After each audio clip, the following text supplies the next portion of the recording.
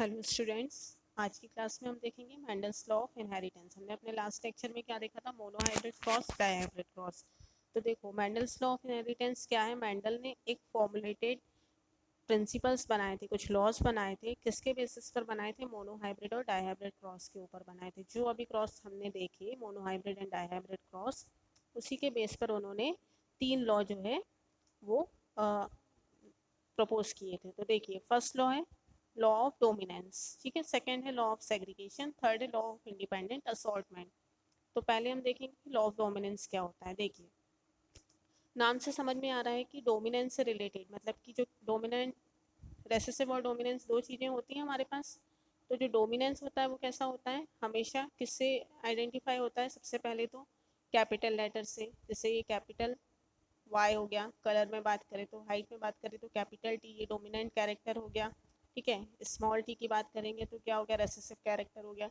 मतलब कि इस लॉ के अंदर डोमिनेंस से रिलेटेड कुछ होगा ऑब्वियसली। तो देखते हैं क्या है law of dominance. The law of dominance states that when the two homozygous individuals मतलब कि सिमिलर एलील क्या होते हैं? होमोजाइगस मतलब कि सेम वैरायटी, मतलब कि दोनों ही, अगर हम हाइट में, प्लांट की हाइट की बात करें तो दोनों ही हमारे पास टॉल होंगी।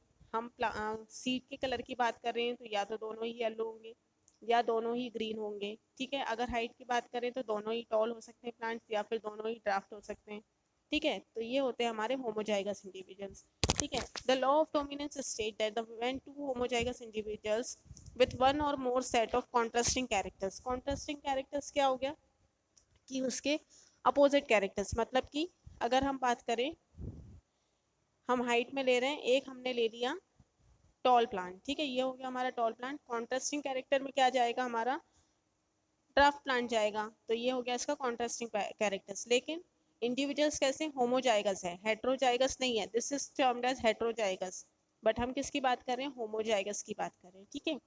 कॉन्ट्रास्टिंग कैरेक्टर्स जिसको हम एलील बोलते हैं, जब इनको क्रॉस कराते हैं तो जो कैरेक्टर F1 जनरेशन में अपेयर होता है, F1 हाइब्रिड में अपेयर होता है, वो हमेशा कैसा होता है? डोमिनेंट कैरेक्टर होता है, ठीक है ना। लॉ ऑफ डोमिनेंस के अंदर क्या स्टेट्स हुआ है? देखो, when the two homozygous individuals with the one or more sets of chromosome contrasting characters are crossed, the characters appear in the F1 hybrid are always dominant, and those that do not appear in the F1 generations are the recessive characters. जो F1 generation में appear नहीं होते हैं वो होते हैं recessive character, लेकिन जो appear होते हैं वो कैसे होते हैं? dominant character होते हैं, ठीक है। देखिए, in other words, when two factors of the alternate expressions of the trait come together as a result of fertilization, one which can express itself phenotypically is known as the dominant, जो अपने आप express होता है वो कैसा होता है? Dominant. And other, whereas other allele of the trait which fails to express itself is known as the recessive character. तो लॉ ऑफ डोमिनेंस में क्या होता है? जो F1 जनरेशन में एक्सप्रेस होता है, जो एलील, जो कैरेक्टर एक्सप्रेस होता है ऑफ स्प्रिंग का F1 जनरेशन का, वो हमेशा कैसा होता है? डोमिनेंट कैरेक्टर होता है, ठीक है। When Mendel crossed the pure tall and the pure draft plant, he found that all the F1 generations of the hybrid were tall and noted that the F1 hybrid resembles with one parent and not the other, ठीक है ना। मतलब कि किसी एक parent के साथ वो रिसेंबल हो रहा है, मतलब कि पूरा कॉपी है, लेकिन अदर पेरेंट के साथ वो मैच नहीं हो रहा है। It means one of the parental trait was always absent in the F1 generation. इसका मतलब क्या है कि एक पेरेंटल कैरेक्टरिस्टिक्स हैं वो हमेशा F1 जनरेशन में कैसी होती हैं? एबसेंट होती हैं। But reappeared unchanged in the F2 generations. लेकिन F2 जनरेशन में क्या होता है? वो रीअपियर्ड होती है, मतलब कि वापस से अपियर होती है। जो F1 जनरेशन में जो कैरेक्टरिस्टिक्स अपियर नहीं होती हैं वो F2 जनरेशन में अपियर हो जाती हैं, ठीक है ना। Shows that the traits do not blend with each other and retain their identity in a hybrid, ठीक है ना। देखिए, सबसे अच्छा इसका एग्जाम्पल है अभी जो हमने फिगर 5.7 देखी, मैं आपको बताती हूँ, जस्ट अ मिनट। ये देखिए, जो फिगर दिया हुआ है फिगर 5.7, जो कि मोनोहाइब्रिड क्रॉस में हमने देखा था, वो क्या शो करता है? लॉ ऑफ डोमिनेंस का कैरेक्टरिस्टिक शो करता है, ठीक है ना। देखिए, इसमें क्या हो रहा है? सी, हमने दो प्लांट्स कॉन्ट्रास्टिंग कैरेक्टर्स का प्लांट्स लिए, एक प्योर टॉल है हमारे पास, एक प्योर ड्राफ्ट है, ठीक है ना। इसमें से जो गैमीट्स फॉर्म हुए वो कैसे थे, एक कैपिटल टी एक स्मॉल टी, ठीक है ना। फिर नेक्स्ट क्या हुआ था, सी, ये देखिए गैमीट्स फॉर्म हुए। अब F1 जनरेशन में क्या हो रहा है, ये गैमीट्स जो हैं, गैमीट्स फॉर्म होने के बाद हमारी कौन सी जनरेशन आती है, F1 जनरेशन आती है। तो वो कौन सी आई, इन दोनों को मिला के दोनों गैमीट्स मिलके क्या बना है, ये। तो ये क्या होता है, ये टॉल प्लांट हुआ ऑब्वियसली। अब इसमें सेल्फिंग होगी, मतलब कि इसमें क्रॉस पॉलिनेशन होगा, तब जाके हमारे पास जो है दोनों कैरेक्टरिस्टिक्स दिखेंगे, मतलब कि टॉल प्लांट्स भी आएंगे हमारे पास और ड्राफ्ट प्लांट्स भी आएंगे। लेकिन फिर भी मेजोरिटी किसकी रहेगी, टॉल प्लांट्स की रहेगी, ठीक है। तो आपको कहाँ तक समझना है, कि ये समझ लीजिए कि F1 जनरेशन में कौन सा ट्रेट आया, कौन सी कैरेक्टरिस्टिक्स शो हुई, टॉल, मतलब कि कौन सा कैरेक्टरिस्टिक्स था वो, डोमिनेंट, है ना। तो यही होता है लॉ ऑफ डोमिनेंस, ठीक है। अब देखिए क्या इंपॉर्टेंस है लॉ ऑफ डोमिनेंस की, the phenomena of the dominance of the practical importance because harmful recessive characters remain hidden by the normal dominant characters of the in the hybrids। मतलब कि जो harmful recessive characters होते हैं वो कैसे रह जाते हैं, हिडन रह जाते हैं, क्यों, क्योंकि F1 जनरेशन में क्या शो होता है, सिर्फ डोमिनेंट कैरेक्टर शो होता है। तो जो F1 जनरेशन में डोमिनेंट कैरेक्टर शो हो रहा है उसी को हम बोलते हैं लॉ ऑफ डोमिनेंस, है ना। तो इस वजह से F1 जनरेशन कैसी होती है, बिल्कुल अपने पेरेंट के कॉपी होती है ना। तो पेरेंट कैसे हैं यहाँ पर हमारे, P1 क्या है हमारा, डोमिनेंट है ना, ये क्या है, रेसेसिव है, ठीक है। अब देखिए सी, ये देखिए लिखा हुआ in human beings form of idiocy, diabetes and haemophilia are the recessive characters, hence they remain recessive due to the dominance, ठीक है ना। ये कैसे रह जाते हैं, रेसेसिव हैं, ये जितने भी कैरेक्टर्स यहाँ पे लिखे हुए हैं इस टाइप के कैरेक्टर्स जो होते हैं ये रेसेसिव कैरेक्टर्स होते हैं, ठीक है ना। ये हमेशा रेसेसिव रहते हैं, F1 जनरेशन में इजीली शो नहीं होते, ठीक है ना, ड्यू टू डोमिनेंस। क्यों, क्योंकि F1 जनरेशन में क्या फॉर्म होता है, डोमिनेंस जो कैरेक्टरिस्टिक्स है वही जो है फॉर्म होती है, वही जो है ऑब्जर्व। नेक्स्ट है हमारा लॉ ऑफ सेग्रीगेशन, जिसको हम law of purity of gametes भी बोलते हैं। ये law of purity of gametes ये हमने किस में देखा था, मोनोहाइब्रिड क्रॉस में हमको क्या मिलते हैं, प्योर गैमीट्स मिलते हैं ना। प्योरिटी ऑफ गैमीट्स किसमें रहती है, मोनोहाइब्रिड क्रॉस में। तो मतलब कि लॉ ऑफ सेग्रीगेशन भी कौन सा क्रॉस शो करता है, मोनोहाइब्रिड क्रॉस। मतलब कि मोनोहाइब्रिड क्रॉस से हम लॉ ऑफ डोमिनेंस और लॉ ऑफ सेग्रीगेशन ये दोनों लॉ जो हैं किससे प्रपोज हुए थे, किसके थ्रू, कौन से क्रॉस के थ्रू पता चला था कि ये दो लॉ हो सकते हैं उसमें, मोनोहाइब्रिड क्रॉस के थ्रू। तो देखिए क्या है law of segregation, according to the this law the allele separate or segregate during the gamete formation. मतलब कि लॉ ऑफ सेग्रीगेशन का मतलब होता है सेपरेशन। इस लॉ में क्या होता है, अकॉर्डिंग टू दिस लॉ, इस लॉ के अकॉर्डिंग क्या है, जो एलील्स होते हैं वो सेपरेट हो जाते हैं या फिर सेग्रीगेट हो जाते हैं, कब, जब गैमीट्स फॉर्मेशन की प्रोसेस हो रही होती है, and the paired conditions is restored by the random fusion of gametes during the fertilization, ठीक है ना। और पेयर जो होते हैं, पेयर्ड कंडीशन जो होती है वो रिस्टोर्ड रहती है by the random fusion of the gametes during the fertilization. मतलब कि when the two factors of a characters which remain together in an individuals do not get mixed up but keep their identity distinct। मतलब कि जब दो factors एक साथ हैं लेकिन वो आपस में मिक्सअप नहीं हुए, उनकी जो आइडेंटिटी है वो पूरी तरीके से डिफरेंट है, separate at the time of gametogenesis और द स्पर्मेटोजेनेसिस। सेपरेशन कब होता है, जब गैमीट्स का फॉर्मेशन हो रहा हो या फिर स्पर्म का फॉर्मेशन हो रहा हो, ठीक है। And get randomly redistributed to different gametes and then get paired again. मतलब कि एक बार रीडिस्ट्रीब्यूट हुए, कब, जब गैमीट्स फॉर्मेशन की प्रोसेस हुई, बाद में वापस से पेयर अप हो गए, ठीक है ना, in the different offsprings as per the principles of probability, ठीक है ना। मतलब अगर हम इसको एग्जाम्पल से देखें तो बहुत अच्छे से समझ में आएगा। देखो इसका बेस्ट एग्जाम्पल क्या है, फिगर 5.7 जो अभी हम देख रहे थे, मोनोहाइब्रिड क्रॉस, वो प्योरिटी ऑफ गैमीट्स भी शो करता है। देखो क्या है, Mendel monohybrid cross between Mendel's monohybrid cross between tall and the pure draft and the pure tall pea plants illustrate the phenomena of the segregation। देखो ये भी सेग्रीगेशन का फिनोमेना है जो है वो शो करता है। क्या होता है, pure tall or homozygous and therefore possess the character factors tt, right, and the draft possess the characters factors that is small t, right. If the tallness and the draftness of two individuals but contrasting pairs, pure tall pure tall plants produce gametes, all of which possess the factor t, and draft plant t types of gametes। मतलब देखिए example से समझते हैं। सी देखिए, ये parent है, ये क्या है, प्योर टॉल है। See this one is pure tall, this one is pure draft. जब इसमें गैमीट्स फॉर्मेशन हुआ तो ये जो फॉर्मेशन ऑफ गैमीट्स की प्रोसेस है ना, ये क्या हो रहा है, ये सेपरेट हो रहे हैं, राइट। क्या हो रहा है, जब गैमीट्स फॉर्म हो रहे हैं तो they are getting separate, right.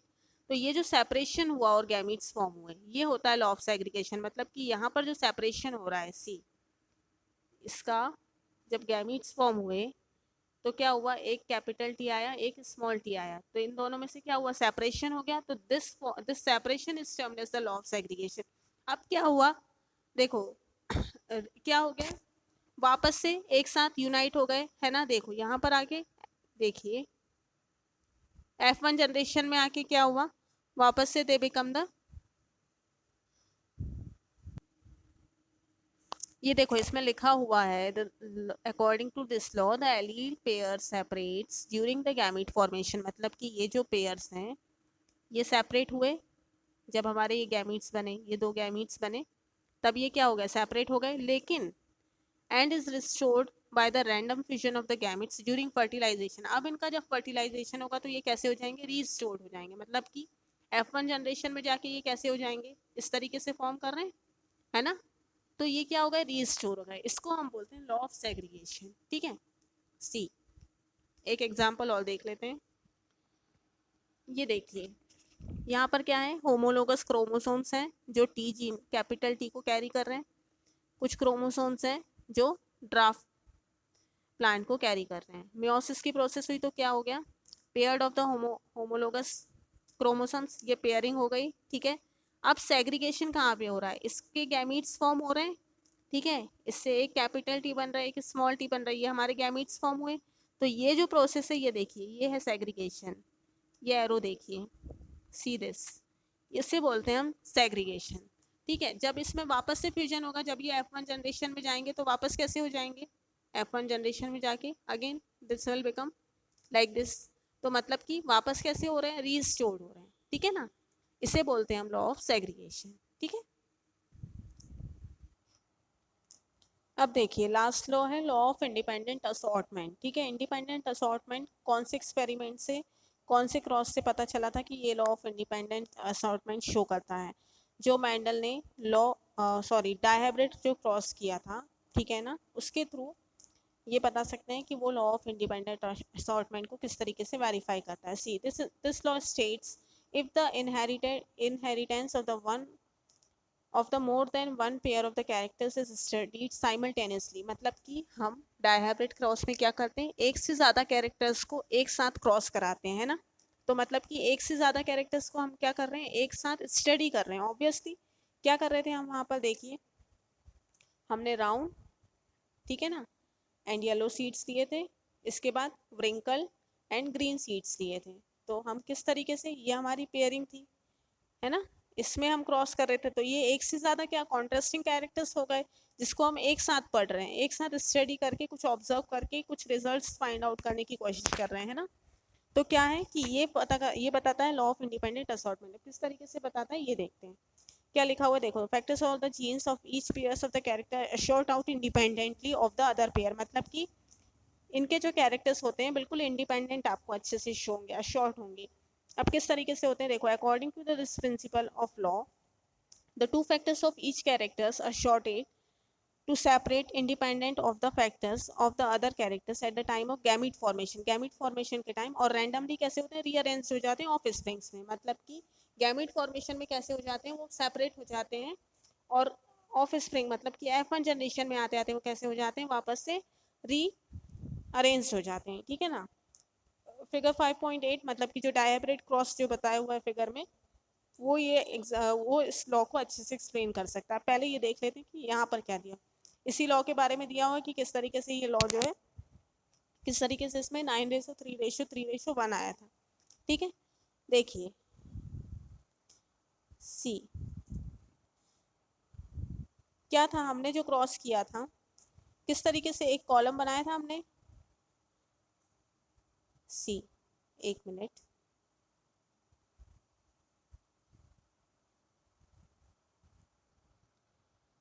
ये देखिए इस तरीके से क्रॉसिंग करा रहे थे हम डायहाइब्रिड क्रॉस में। F2 जनरेशन में जो क्रॉसिंग हो रही थी वो इस तरीके से हो रही थी, राइट। ये 4 कैरेक्टर्स, 4 पेयर्स हमको मिले थे। ये 4 टाइप के, ये क्या है, हमारे गैमीट्स फॉर्म हुए थे जिसमें डिफरेंट कैरेक्टर्स थे, है ना।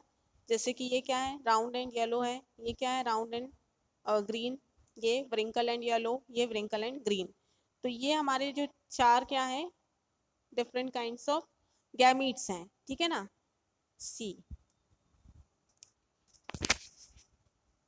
देखिए यहाँ पे भी बताया हुआ है कि किस तरीके की 4 डिफरेंट ट्रेड्स, 4 हमारे पास डिफरेंट कैरेक्टरिस्टिक्स हैं, वो किस तरीके की हैं। Gene of the yellow colour cotyledons किस टाइप के जीन होते हैं, कैपिटल वाई होते हैं। ठीक है, ग्रीन कलर कॉटलीडेंस कैसे होते हैं, small Y. Round characters of cotyledons कैसे होते हैं, कैपिटल आर। और व्रिंकल कैसे होते हैं, स्मॉल आर होते हैं। So the plants with yellow and the round cotyledons have their genotype. Yellow और राउंड कॉटलीडेंस का जीनोटाइप कैसा था, आर आर कैपिटल वाई, ये दिखा हुआ है। ठीक है, and those with the green and the wrinkle cotyledons have the genotype ये स्मॉल आर स्मॉल वाई, ठीक है ना। अब देखिए नेक्स्ट क्या लिखा, these plants will produce gametes with genes R Y. इनके गैमीट्स कैसे होंगे, आर वाई होंगे। और इसका क्या होगा, आर वाई गैमीट होगा, इसका क्या होगा, स्मॉल आर स्मॉल वाई होगा, है ना। On the cross pollination these gametes will produce F1 hybrids with, इनके F1 हाइब्रिड्स कैसे होंगे, आर आर वाई वाई, है ना। मतलब कि ये कैपिटल आर, ये वाला, और ये स्मॉल आर, ये कैपिटल वाई, ये स्मॉल वाई, ठीक है ना। इस तरीके से F1 जनरेशन में हाइब्रिड फॉर्म होगी। When these plants produce gametes, अब ये प्लांट्स जब गैमीट्स प्रोड्यूस करेंगे तो 4 डिफरेंट कैरेक्टर्स के गैमीट्स फॉर्म होंगे, जो जस्ट अभी आपको चार्ट में बताया है ना।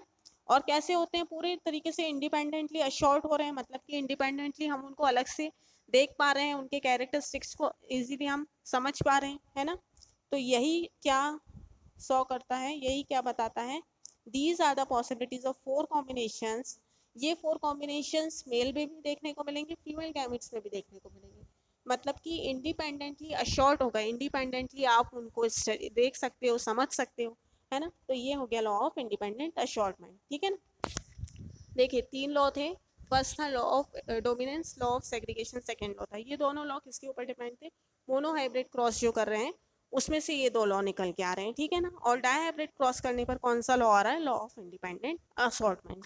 अब क्या है, biological significance of the Mendel's law. Mendel's law की कुछ बायोलॉजिकल सिग्निफिकेंस है, देखो क्या है। The these law have practical applications in the plant and the animal breeding. मतलब कि ये लॉ जो है प्लांट और एनिमल ब्रीडिंग पर प्रैक्टिकली ट्राई, इनकी कुछ प्रैक्टिकली एप्लीकेशन है, मतलब कि प्रैक्टिकली इनको परफॉर्म करके देखा गया। With the help of these law it is possible to produce animals and plants of desire characters by crossing and breeding them, ठीक है ना। मतलब कि प्लांट्स और एनिमल्स की अच्छी अच्छी वैराइटीज़, डिज़ायर डिफरेंट वैराइटीज़ को, डिफरेंट कैरेक्टर्स को स्टडी किया जा सकता है, ठीक है ना, क्रॉसिंग और ब्रीडिंग करा के। A variety of desire-resistant and high-yield crops, various new breeds of dogs, horses, cows, etc. have been produced. मतलब कि different breeds can be produced with the help of these law. समझ में आया, ये हो गए हमारे तीनों लॉ। अब बाकी का जो है हम अपने नेक्स्ट लेक्चर में डिस्कस करेंगे। Thank you.